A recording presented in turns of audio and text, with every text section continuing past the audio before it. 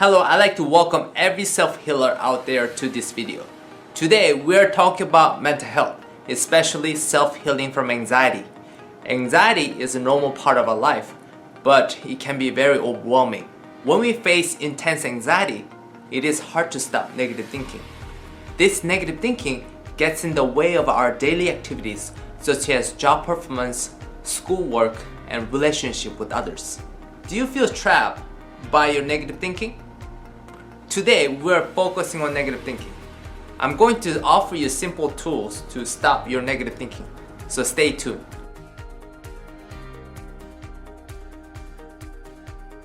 My name is Hong. I'm a psychotherapist based in Los Angeles, California. Welcome to our virtual therapy session number 4 on how to deal with anxiety. Consider this virtual therapy session just like a regular session. I'm going to ask you a set of questions and give you time to process and digest your thoughts and feelings. So please feel free to pause the video if you need more time. Alright, let's review. The description box of this video contains few questions that are important to answer and review for your previous session. So pause the video and take a moment now to answer these questions listed down below. In our previous sessions, we worked on self-regulation by calming our body down. I like to call it bottom-up process. We start from the bottom, our body, and go to our mind.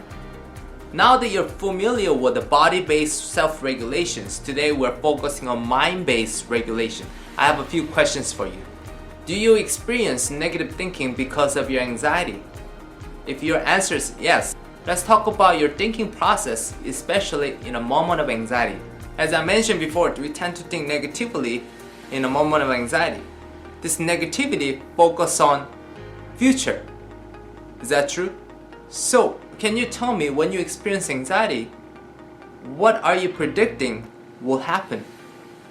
Please write down at least 3 negative predictions associated with anxiety-provoking situation. I will share mine as an example.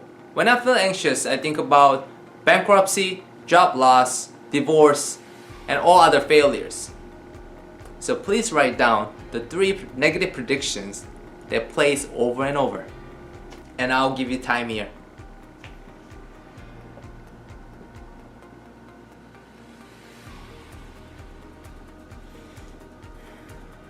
Alright, now I want you to rank your negative predictions from the most likely to the least likely to happen.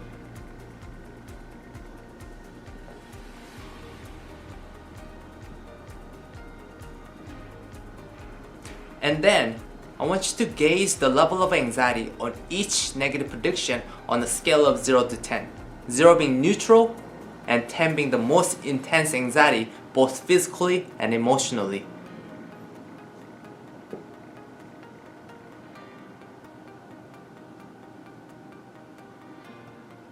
Alright, well done. What did you notice thus far? Isn't it interesting to see that more you believe your negative predictions, the more anxious you feel? A study found that we go through about 50,000 thoughts a day and over 80% of our thoughts are negative. This is very interesting. It leaves me wondering why we tend to think negatively.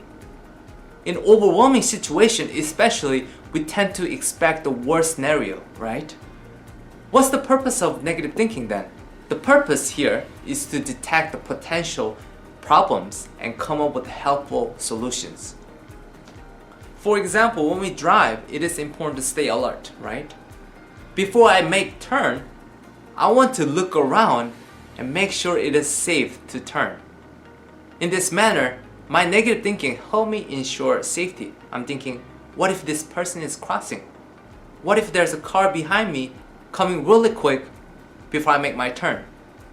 What if I just focus on negative predictions? Just play this negative prediction over and over without coming up with the solutions. Just like a broken record playing over and over in the background. How would I feel? That's right, I would absolutely feel worse. It is essential to notice when our negative thinking just plays over and over and not helping us. Just notice that and detach or diffuse ourselves from it. so we can move forward. In other words, please allow yourself to have negative thoughts, but stay aware and stop it when they become too much and start to cause feelings of anxiety too intensely. When we experience debilitating anxiety or our nervous system gets overwhelmed, our mind becomes irrational or exaggerate our reality. Let's say I'm anxious about my job interview tomorrow. My mind can start thinking, I'm going to mess up. They won't hire me. I'm not good enough for this job. I'm going to be a failure if I don't get this job. My mind can start think about all the possible catastrophes. I like to call this all or nothing thinking. I either get a job or else I'm a failure. So let's be mindful of all or nothing thinking, since it can increase your anxiety. There are 4 types of all or nothing thinking.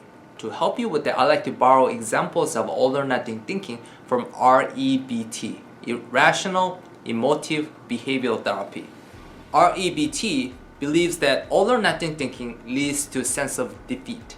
With sense of defeat, it narrows down to the things that we lack of. There are 4 things. The first type of all or nothing thinking focuses on lack of self-worth. I must do everything perfectly or I'm not competent. The other one is I must be loved by everyone or I'm not lovable. So again, it is all or nothing. If I don't get this, I am this. Very black and white. So in this case, we think about all the possible dangers. What if I try this? I'm gonna hurt myself. If I tell this person, he's gonna reject me. Again, it just focuses on lack of safety. Alright, next one is lack of responsibility. In order to have a content life, I must not have any problems, so that I don't have to take ownership of any responsibilities in my life. The last one is lack of control. I must get what I want when I want it, or my life is miserable. It's like saying I need to be in control of everything, like person, myself, situation, my future, in order to have a happy life. Very all or nothing. When I heard these core beliefs, at first they seemed irrational and not very applicable to me. However, what I noticed is that for me, all my negative thinking leads to a sense of defeat. Before I post this video, I had one negative thought. This video is not perfect.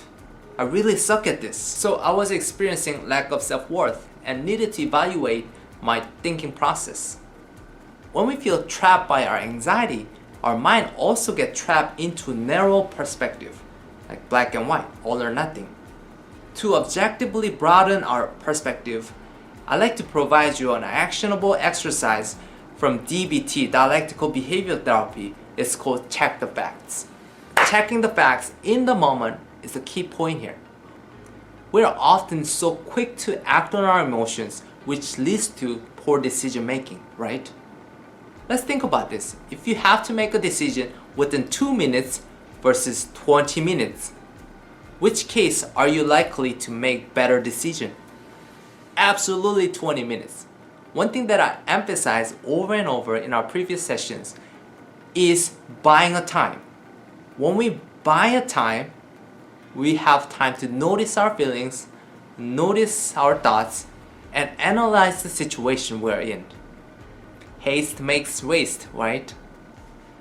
This exercise is a much better experience than explained.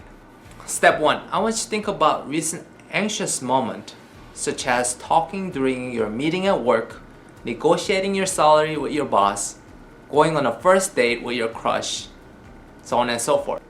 When you bring up this anxious moment, where do you notice your anxiety? How intense the feeling? You can practice your self-holding exercise as you think about this anxious moment. As you observe the intensity of your anxiety, now notice your thoughts, notice your observation, notice your assumption of the situation. What is a threat to you? Getting rejected? Being a failure? Losing everything? Let's notice that observation as it is. Now identify your negative thinking with one of those all or nothing beliefs. Lack of self-worth, lack of safety, lack of responsibility, and lack of control. Now explore the purpose of your anxiety. Is your anxiety trying to protect you using a fight, flight, or freeze response? Or is it trying to connect you with others through social engagement? With that in mind, I want you to consider the intensity of your anxiety. Does it appropriately fit the situation? Or is your anxiety overreacting or underreacting?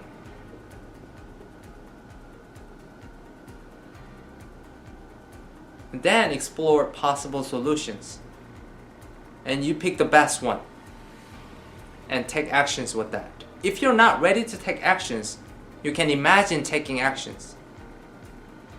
Then check in with yourself again.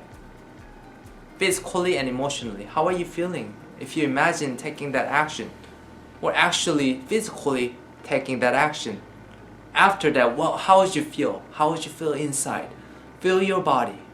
Notice it. Last step is checking the validity of your negative thinking. On a scale of 0 to 10, how true are these thoughts? 0 being completely false, 10 being completely true. For example, I thought that I'm gonna get fired because I was doing poorly on this project. But after having a conversation with my boss, that was my solution.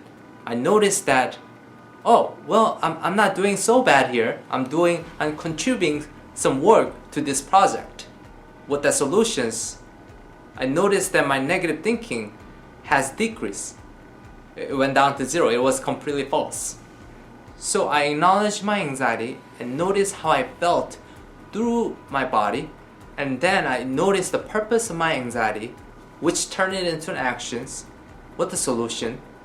Then I checked in with myself again, and then I noticed that my mind slowed down. And as it slowed down, I believe less about my all or nothing thinking. Alright, there you have it. This simple and portable exercise helped me manage and stop my negative thoughts. I hope that this will help you as well. Now is the time to practice. True learning is remembering through repetition.